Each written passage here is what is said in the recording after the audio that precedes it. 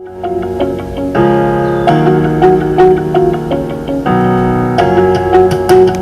welcome back.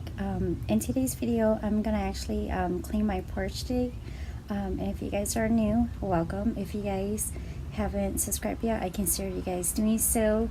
So I don't want this video to be too long, so we're gonna go ahead and check out my porch. It's been a mess throughout winter, and I haven't been able to clean it, and it's super messy. So I'm planning on trying to clean it up and trying to store some plants or anything that I can, or especially vacuum cleaners or rakes and all that stuff. So go ahead and just keep watching. So this is how crazy it is. I've been putting it out for some time now, especially going on vacation, and there's so much craziness going on here. So I'm gonna try to see if I could finish this in one clip. So yeah, so go ahead and just keep on watching, and I will be cleaning my porch. And there's just so much that I have to clean. And I have a porch door right there to close up all that. So yeah, it's pretty small. So here is a view from the outside, and there's all that. All right, so come and clean with me.